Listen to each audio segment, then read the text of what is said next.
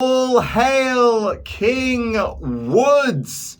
Was that the best Saudi Arabia show ever? Kind of, yes, but nothing happened. And that's kind of the bar we're setting for ourselves, folks. Hello, I am Adam from WrestleTalk, and what just occurred in Saudi Arabia? It was WWE Crown Jewel 2021. Here are your immediate reactions for the show, which was a glorified house show. And they all are, but for some reason, this show lacked nonsensical swerves, false, non-finishes, DQs, double countouts. This show didn't have any of that.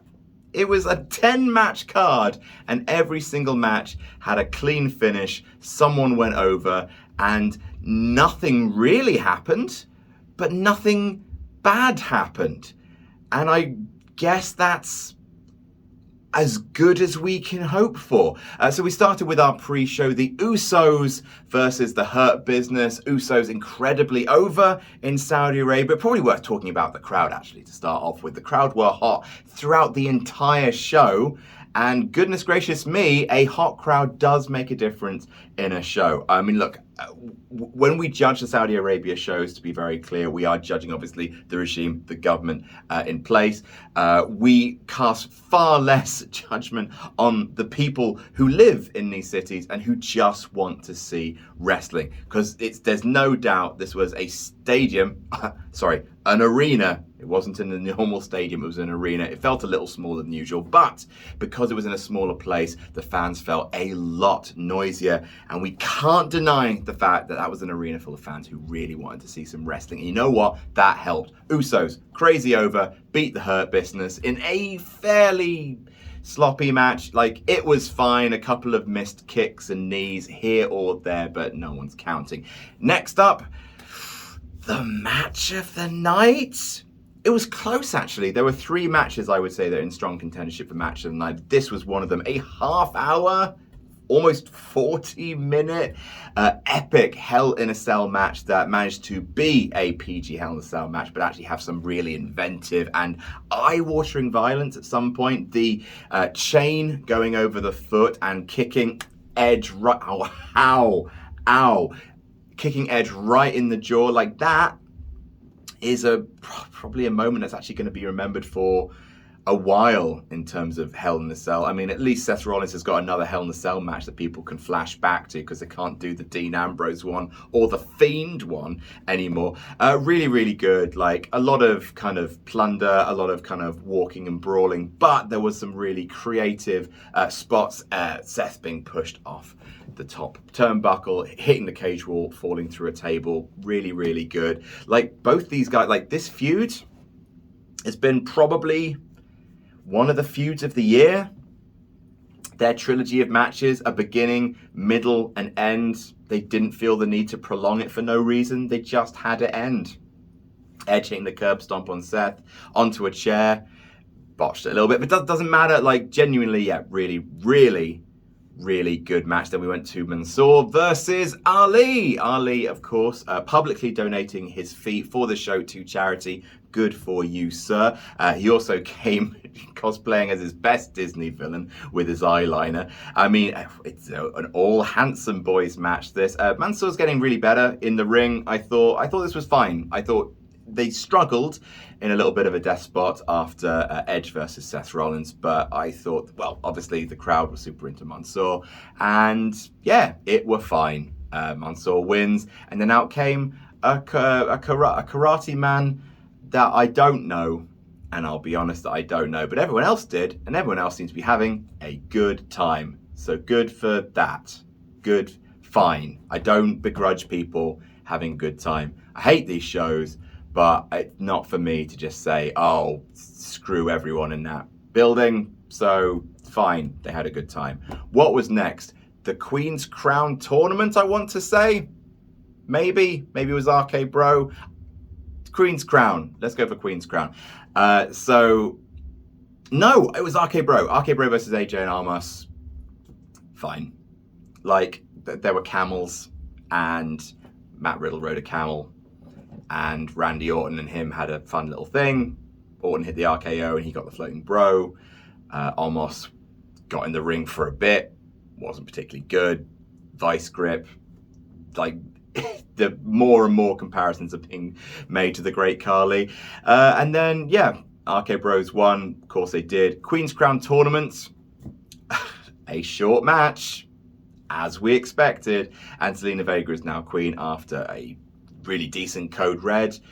This match really struggled because there was no narrative foundation for them to build on because the tournament was so nothing. There was no, like Zelina wasn't a massive underdog. She wrestled about 2 total minutes time. Same with Dewdrop.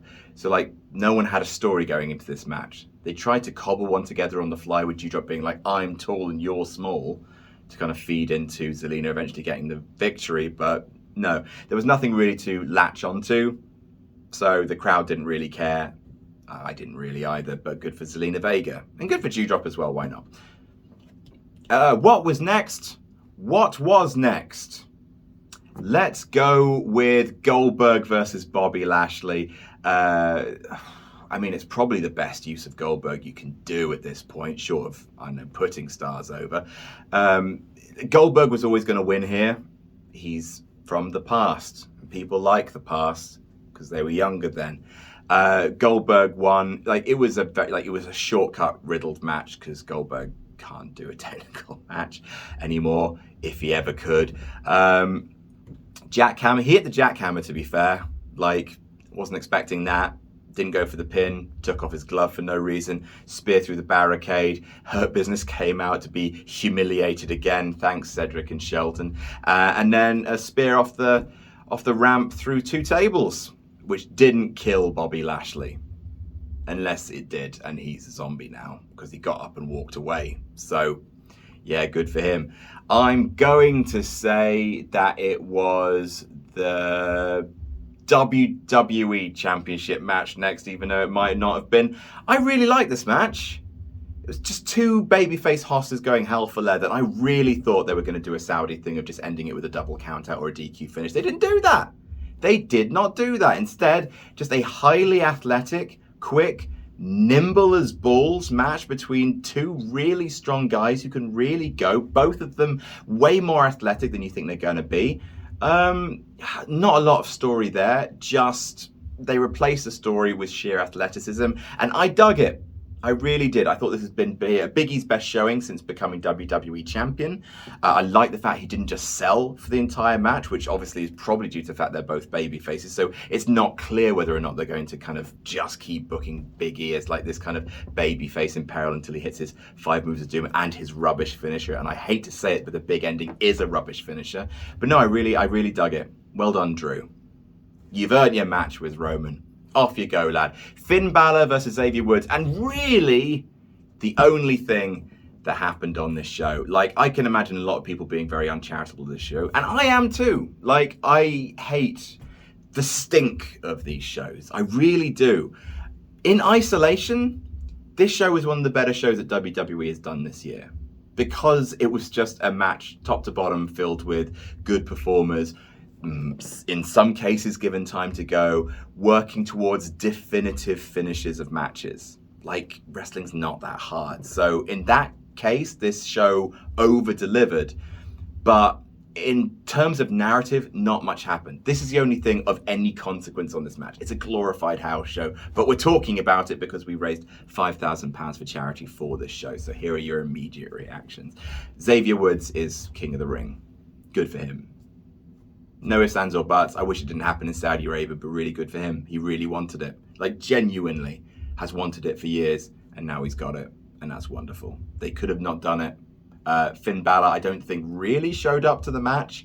He didn't really have that many moments. This just sort of was just a match to get Xavier Woods the crown, where, you might as well have just done him versus Jinder Mahal in that case, because it feels like a little bit of a waste of Finn Balor, but, that's fine. Good for Xavier Woods. He deserves it, and I'm happy for him. The triple threat, Becky Lynch versus Sasha Banks versus Bianca Belair, probably my second favorite match of the night. This felt box office. Like 3 of the best women's wrestlers going today, going hell for leather in a really tightly booked triple threat that showcased everyone's talents, from Sasha Banks's opportunistic sneakiness to Becky Lynch oddly playing more babyface than I thought she would. Bianca's crazy strength, like they're just ping-ponging off each other, and I found it genuinely very entertaining to watch. I have no real problems with it. Becky Lynch winning with a sneaky roll up, I guess, which is the only heel thing she really did in the match that much. Bianca didn't lose anything in defeat. Sasha didn't lose anything in defeat. It looks like we're going to get the belt swap between her and Charlotte, which I think sucks, but like a good match. Don't know what more you want from me. And finally, our main event of the evening, Roman Reigns versus Brock Lesnar. The best Roman Reigns Brock Lesnar match? Maybe the one at WrestleMania 31, because it was freakish, because the crowd had just found out The Rock was staying, so they were sort of turbocharged by that, and also it didn't happen at a Blood Money propaganda show. But this is one of the first like proper Brock Lesnar Roman Reigns matches with actual character alignments that made sense. Roman was the heel and was treated as such. Brock was the face and was treated as such. Thank you to Brock for all of the meme faces you'll be providing all of us in wrestling journalism for the next few years. Big fan. It was fine. I thought the Paul Heyman thing was really goofy. Just him throwing the belt into the middle of them, saying, "You know what to do with this." Brock gets the belt, Usos, of course, and then belt shot, and Roman retains. Like, I guess it keeps that story going, so maybe we're not done with Brock and Roman. No, we'll see. Overall, like, it didn't drag too terribly. It's the least bad Saudi show. The whole concept is still distasteful and gross. I would not choose to watch this show if you didn't have to, just because it's still not a practice I think we should be supporting. But if you have to watch one Saudi show, if they've got a gun to your head, and they might, then this is the one to watch, I guess. It's just 10 matches and 10 concretely booked finishes. What a world.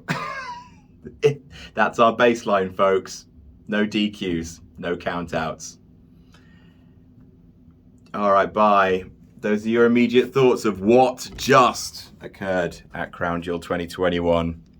Bye, everybody.